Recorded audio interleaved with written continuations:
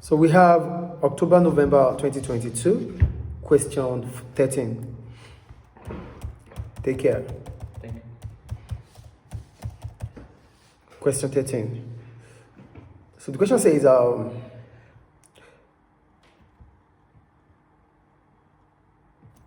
question. Okay. In 2020, the Fraser Institute identified Hong Kong as being the closest to a free market economy in the world. This was based on Hong Kong's low tax rates, low government spending, and low level of business regulation. Evaluate the advantage of a free market economy. So the first thing we need to do here is to define what a free market is. And in a free market, resource allocation is done by the price mechanism for demand and supply. So that is why we call it a free market. So individuals and firms actually do the allocation of resources. The allocation of resources is managed by.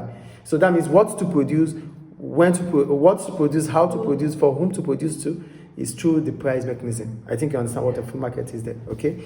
Then what's an economy itself? An economy is a system that is trying to solve the basic economic problem, which is scarcity. I think the point is clear. So we'll go to the advantages of a free market. But based on the case study, they said, well, Hong Kong is closer to becoming a free market based on the fact that there's low tax rate. When there's low tax rate, it means low level of government policy, like fiscal policy, but because tax rate is for fiscal policy, there's fiscal policy for tax rate. We call it fiscal policy for tax rate. And there's low government spending, which is subsidy. So both subsidy and taxes are fiscal policy. We call it fiscal policy. The use of taxation or subsidy to correct or to intervene in the economy or to manipulate the economy. So that one is low. And there's low level of business regulation. That means business affairs, government intervention in business affairs, government intervening in the business affair is lesser. So this makes us to understand that government involvement is minimal. Get the point here. So Hong Kong is closer to a free market because there's minimal government involvement. I think the point is clear there. So now I wrote, Hong Kong can be considered as closer to a free market as it has low tax rate based on the case study, low government spending, and low level of business regulation, which I just explained. So what are the following are the benefits of free market? One, in the free market, there's efficiency. Why do we have efficiency in the free market? We have efficiency in the free market because there's always incentive for firms to make profit. And they already know that in a free market, the competition in the free market is high.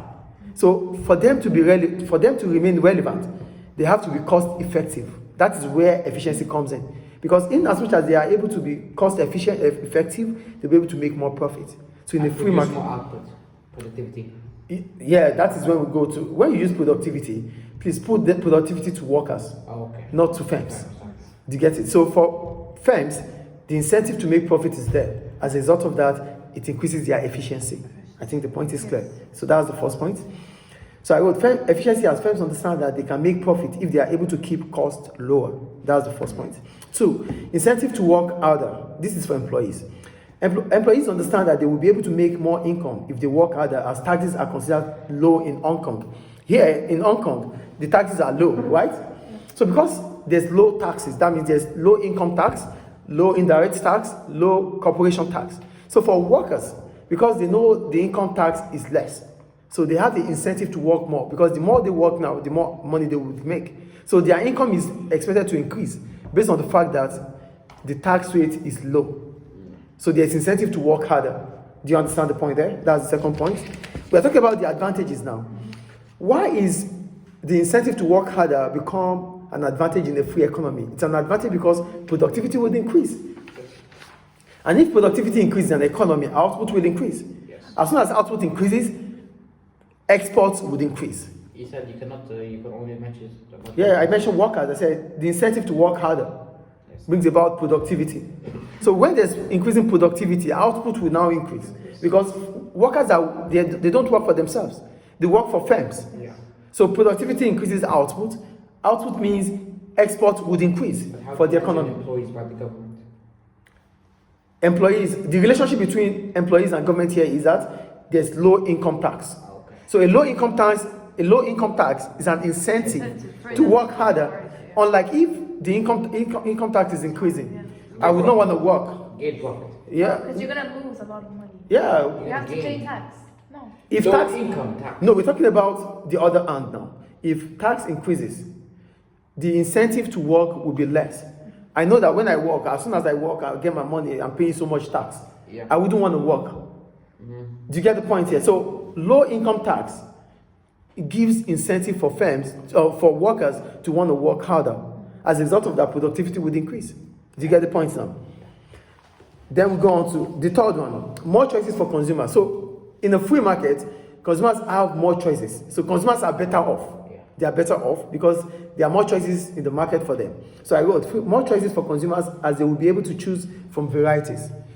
How is it possible to choose from varieties? Because there's free, based on the case study, said there's low level of business regulation. Low level of business regulation becomes an incentive for businesses to set up in that economy. So there's no red tape, there is no bureaucracy. So these are reasons, these are motives why businesses would